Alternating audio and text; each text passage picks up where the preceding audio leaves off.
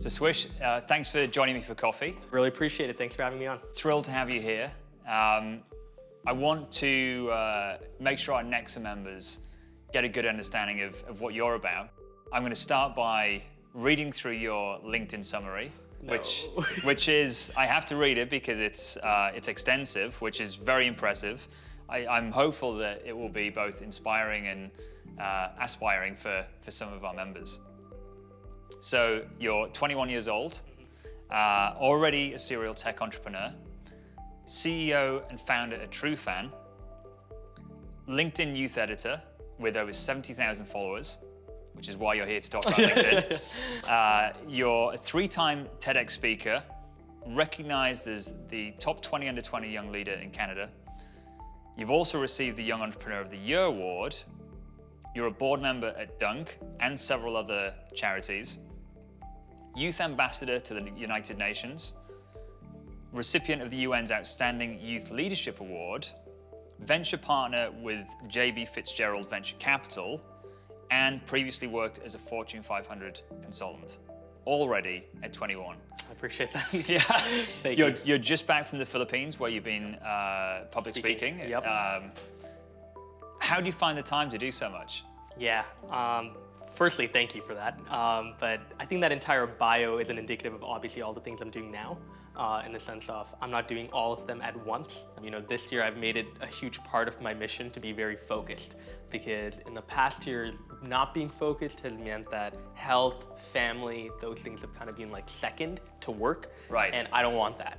Okay. I don't want that now. I don't want that when I'm 30. I don't want that when I'm 40. But honestly, if you have something that you really want to do and you make it important in your life, you will find the time to do it. You know, it's the same thing with fitness. If you want to work out, you will find time in your schedule to work out. Yeah. You know, you'll take away maybe 2-3 hours from mindlessly going through YouTube like I do to go and do something that it's rather Instagram do, right? time to do something else. Exactly. So, you know, even if you have a full-time job, I think there's always time you can take to working maybe on a side project. At the same time too, maybe right now from what I'm doing, some people might say I'm doing too much, but I'm 21, I understand that. I also understand that I don't have a family, I don't have a mortgage, and there are a lot of things that I don't have responsibilities for that I might have later on. And so I'm really trying to capitalize on that and maximize. Now's the time to make the most of it. Take as many opportunities as I want. Obviously, they'll be selective in terms of what I say yes or no to, which is again a goal for 2019. Yeah. I'm not sure I was quite as active as you when I was 21, but certainly at my age, you start to prioritize the things you've got energy for. But at the same time too, I mean, you know, reading through that bio, I think doesn't really represent even who I am, to the degree of I am also the person to go and scroll through YouTube or Instagram for 5 hours a day sometimes. Yeah. You know, and there are days where I don't work as hard as I am because I get tired or stressed out, or, you know, I'm a human being at the end of the day. So I think bios like that are great, but at the same time, like, who I like to call myself is I'm just an entrepreneur. I like to work on several projects, but beyond that, I'm a really good friend, hopefully. I'm a good son and a good brother. I hear a lot about work-life balance. Yeah. I've seen people talking about it in the media. Yep. I hear about it from job seekers all the time. Yep. What's your take on it? Like, where do you find work-life balance, and what do you think about the concept of it? Yeah, so I really like what Jeff Bezos said, right? The Amazon founder. Yeah. He said that there is actually nothing called work-life balance. You know, there's really nothing like it, because if work is really important to you, it will be a major factor within your life, and it'll provide you with happiness, it'll provide you with some sort of stimulation that you can come in and feel really good about yourself, but also do something meaningful.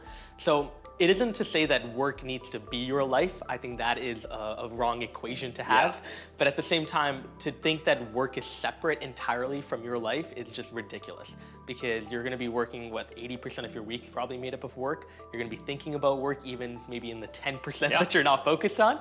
You know, you need to be able to figure out whether or not the work that you're doing that makes up a majority of your week is supplementing your life as opposed to being entirely separate from it. So that's the way I like to think about it. But again, I mean, there's so many ways. I think I'm not the person to ask about work-life balance, but job seekers out there who really are looking for that sort of work-life balance, if I was you, I would try not to stress over it too much, because I feel like if you overthink something like that, you'll start to create a regimented routine that you might not want to be in. Right. I mean, it really depends on people's circumstances and the kind of job they're doing. In some jobs, it's a bit more 9 to 5. As an entrepreneur, Yep. you kind of live it and breathe it. And All the time. I think it goes to the message of, if you can find something you're passionate about, Exactly. it becomes Yep.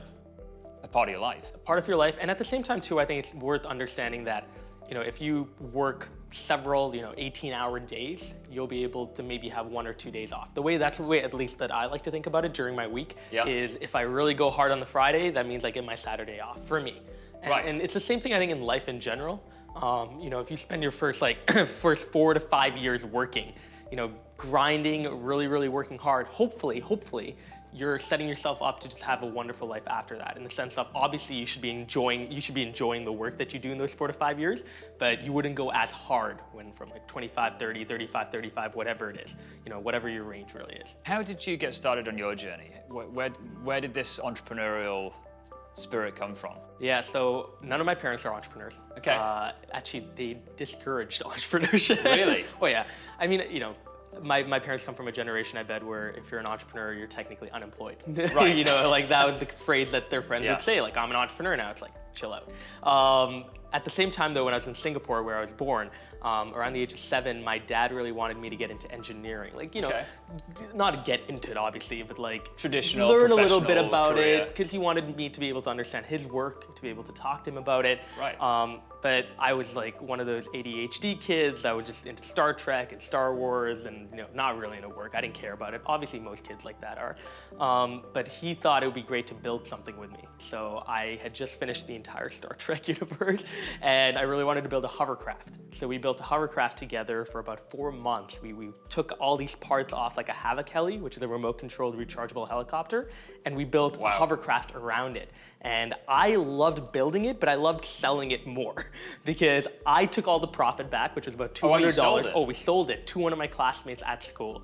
And the $200 that I got from it, I used it for a Nintendo DS with a Super Mario Bros. Expansion pack, which is to date the greatest purchase I have ever made in my life. It is single-handedly also one of my entrepreneurial achievements, because that right there, that feeling of independence, to be able to go and buy something without having to appease my parents or have good behavior or anything like that, was fulfilling. I remember exactly where I was. I was in a store called Mustafa. I put in the $200, I got my Nintendo DS, and I was smiling and beaming. So that was an early, entrepreneurial experience that I had. When I was 13, when I moved to Canada, I joined a program called Junior Achievement, which a lot of job seekers might know about, because it's actually now a program not just for high school students, but university students and even people that have come from other countries, like immigrants, to be able to join that program and learn a little bit about entrepreneurship. When I did it, though, I got in because my mother knew the director of the program really well, so nepotism. Hey, relationships. Yeah, they matter. Yeah. But at the same time, I got in a bit early, and we did pretty well there. We started a custom lapels pins company, which was on-demand pins. If you have an event, an organization, whatever, we'll build pins for you for the very next day, which is what we promised, but it was more of a week. But at the same time, we did that. We made about $26,000 off that in a year. Wow. And my parents were pretty shocked, because it was a team of 4 of us, including me. And I think it was around then when they started to realize the, lawyer, doctor, engineer route might not be for me. Probably not going to happen. Probably not be for me. But that being said, when I went into university, I actually did want to be a lawyer, because I debated on a very high level for Canada for 2 years. And what did you study? I studied peace, conflict, justice, and ethics, society, and law, which is the University of Toronto's fancy way of saying modern philosophy and conflict resolution. Right. Yeah. not the obvious subject if you're planning to be not at all an entrepreneur. Not at all. And so I wanted to be a lawyer coming into university. My brother's a lawyer. I loved the TV show Suits. Oh my God, I wanted to be Harvey Specter so badly. So I got into university with an accelerated law program. But at the same time, a year in, I just couldn't do it. School at that level wasn't for me. But also I had a great opportunity to work for a VC called JB Fitzgerald with Trevor Booker, and that ushered a whole different life for me in terms of recognizing some of the entrepreneurial work that I'd done and kind of realizing I can make this a full-time career if I have a good idea. Wow. Yeah, So what do you feel has been the biggest challenge for you so far in your career? Because you've done a number of different things. For many people, public speaking is really a challenge. Yeah. Being an entrepreneur is all about overcoming challenges. If you picked one thing, what would be the most difficult you've done? I think it's more from the personal end.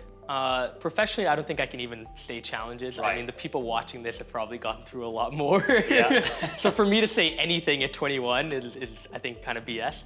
But at the same time, personally, you know, I at the same time of, you know, being an entrepreneur and speaking and traveling and all of that, there's also like a personal inclination to also live the 21-year-old life. Right. You know, partying and having friends that are like very close and tight-knit with you. Yeah. And you don't really get that when you're traveling a lot, and you can't form those tight bonds, or you can also just, you're working all the time that you don't have time to really... Sacrifice. Exactly. So, you know, I don't want to make it sound like there's a lot of cool things, obviously, that I can do with the work that I'm doing, but at the same time, like, you know, missing out on that is definitely one thing that has taken a little toll on me personally sometimes. Interesting. Yeah. What do you feel has been your biggest achievement so far? Well, so my parents recently got divorced, and Okay. The support that I've given my mother, just like emotionally, Yeah. has made us closer than ever. So I think that actually, and I'm not trying to be that humble person that whatever, it's like, oh, this is, but I kid you not, Yeah. because I could not do any of the stuff you read out without my mom. Like the support, she would travel like all the way from places, like spending out of her own pocket to come and video, like record me when I'm speaking. Yeah. She's, you know, driven me everywhere when I was going through school in Calgary. Like, you know, any of the stuff that you talked about, I can't do it without her. So being able to even be closer to her now has given me like full reign to do whatever I want. Well, I appreciate you sharing that, because I know that, you know, a huge proportion of people who watch this have probably been through similar things. Yep. You know, it's difficult for everybody, but Yep. to feel like that's an achievement and where you'd be able to give something back is fantastic. Yep, 100%. Let's talk about personal branding. Yep. That's one of your key messages, something you're really passionate about. Give us a sense of what that means for you. What is it about? Like, why are you so passionate about it? Yeah, so I mean, to start off with, people overcomplicate personal branding. It doesn't have to be this thing that, oh my God, what's personal branding, this huge topic that's hard to understand.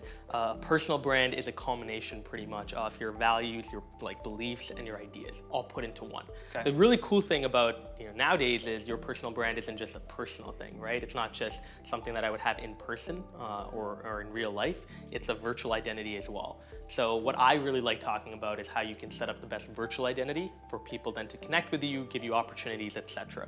At the end of the day, what I like to say a lot is, even if you don't want a personal brand, you have one. Right, we all have something. Yeah, but it's, you know, I search your name up. It doesn't matter, like, you know, if you don't have articles and all of that, but I will find something. Right. I will find a Facebook page. I will find a Yeah. LinkedIn profile. And I think if you can put yourself in the best position for people to come onto those pages and to, you know, see it and think, wow, this person is awesome, I want to connect with them, that is great. So that's what you should be kind of striving towards. Okay. And I know that you have obviously have a very strong presence on LinkedIn. Mm-hmm. I mentioned that you have a great Instagram following. Yep. Do you use other forms of social media to the same Everything. extent? Oh yeah.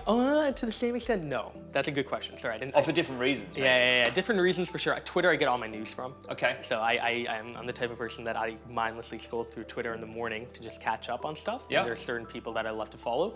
But Instagram and LinkedIn are kind of the two places I put out content. Right. So every other platform, I absorb it. Right, You know, okay. But LinkedIn and Instagram is where I feel very comfortable to share it. And even between those two platforms, my presence on each is very different. You know, on LinkedIn, I am more of a professional in the sense of sharing things around my industry, whether it's marketing, technology, social media, that type of sphere. Around Instagram, I am a mindless 21-year-old kid sharing memes. Right.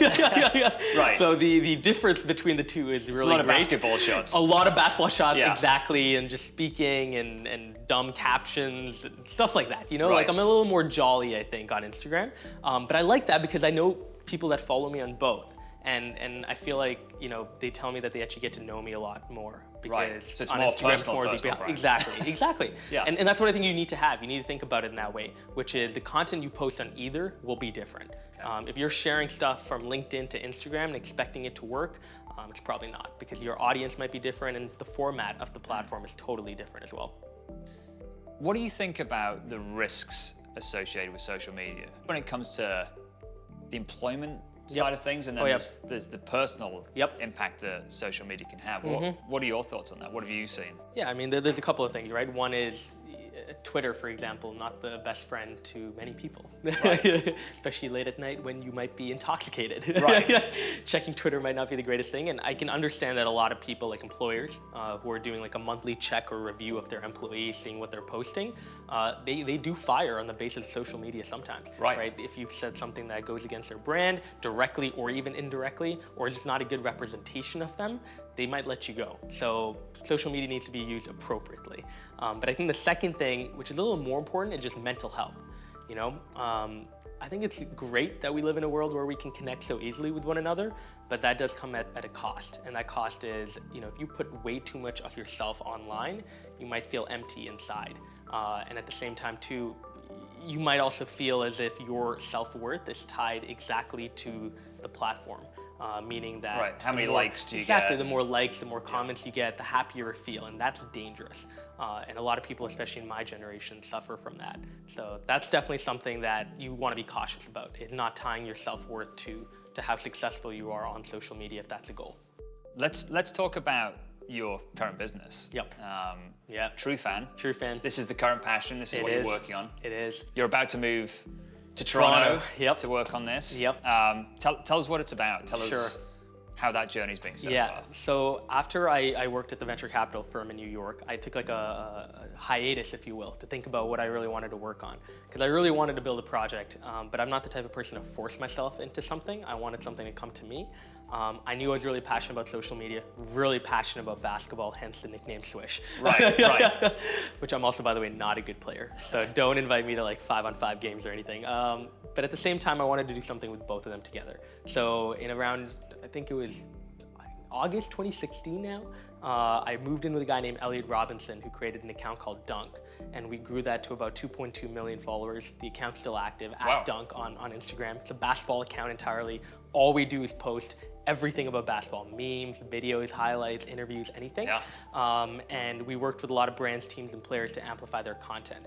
One of the key things we realized though is we had a really big following, but we didn't really know who was following us. Okay. We didn't know about the influential, the engaged people that loved our content, that were liking, sharing, commenting, saving every single one of our posts. And we wanted to find those people because we wanted to appreciate them, we wanted to reward them.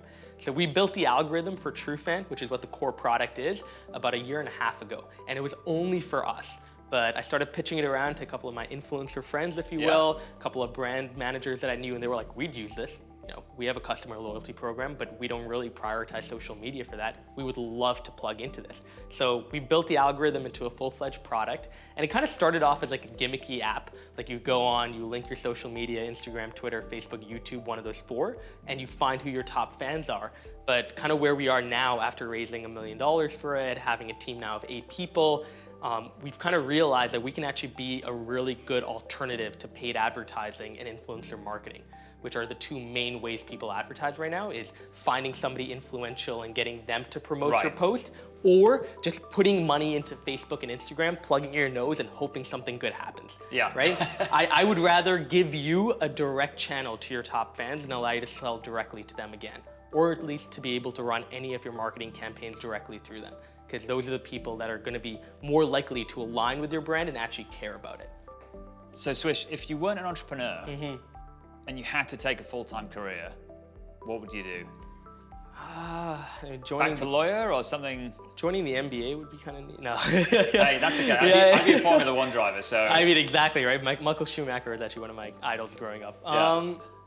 I probably would be, if not a lawyer as well, I'd probably go into research. Yeah? Yeah, I find being a researcher really cool. I don't know exactly what I would research, but it would probably be something around... Something social. Yeah, something social, honestly. Something Yeah. around like social dynamics, how people interact with one another over social media. That would be really cool. And actually what I talked to you about mental health, not a lot of research is done into that specifically. Right. I'd probably do something around that. Because again, you have the creative freedom to do whatever you want when you're a researcher to an extent. And it's like being an entrepreneur, but more in academia. Awesome. Yeah. Awesome. Well, Swish, I'm so glad we got a chance to chat. Yep. I'm hopeful that people see the same value that I do, and I'm looking forward to seeing the LinkedIn video. Appreciate Thanks. it. Thank you. Okay.